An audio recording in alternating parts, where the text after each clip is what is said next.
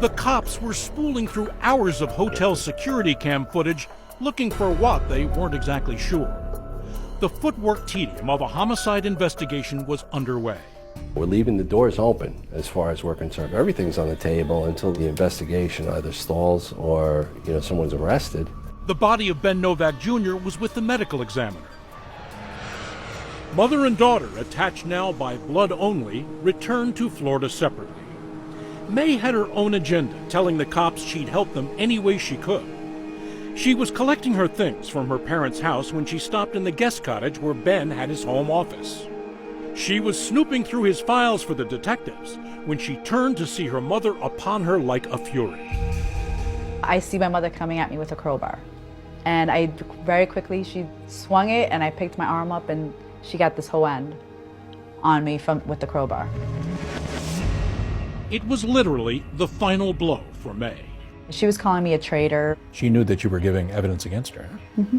Could you have backed off at that point? Could you have been a good little daughter and fallen in line? No. It's not in me. I knew what she had done was wrong. Even though she was my mother, I knew she was wrong.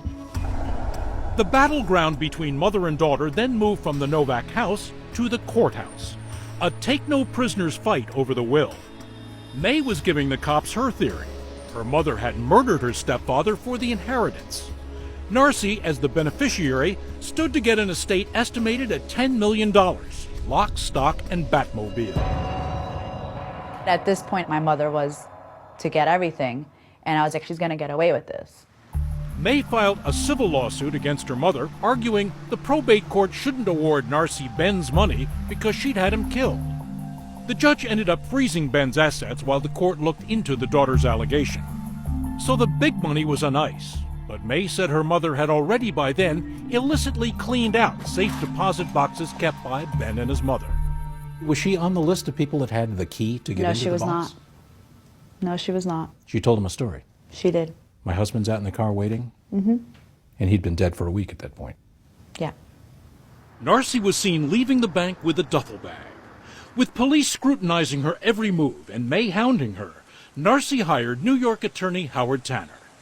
He says Narcy did have authority to go into those safe deposit boxes. He also disputed May's contention that Narcy was involved in her husband's death. She had absolutely nothing to do with it. And when she discovers Ben Novak, she acted consistently with how anyone else would act in that situation. And the defense attorney urged anyone looking at this case to follow the money in Ben's murder. Down there in the fine print of the will, it shows that May, the daughter, may have had her own reasons for wanting Ben dead and her mother accused. May Abad and her children were the next in line. If somehow Narcy was removed from the line of inheritance, the daughter, May Abad, would get $10 million through her children.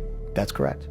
With Narcy out of the picture, May would get a flat $150,000, and her two boys the rest of the $10 million estate.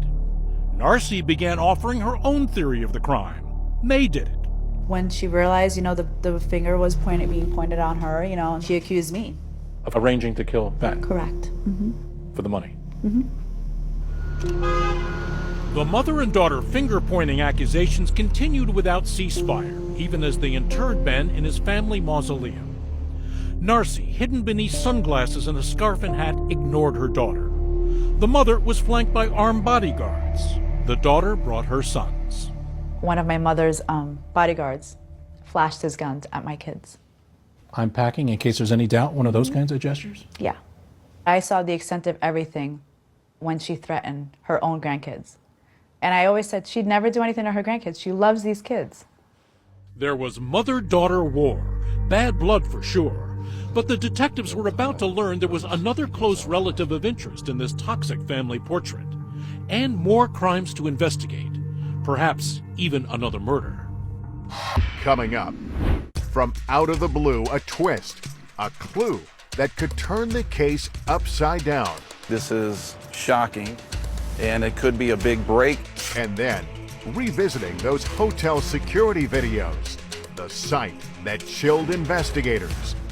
When Dateline continues.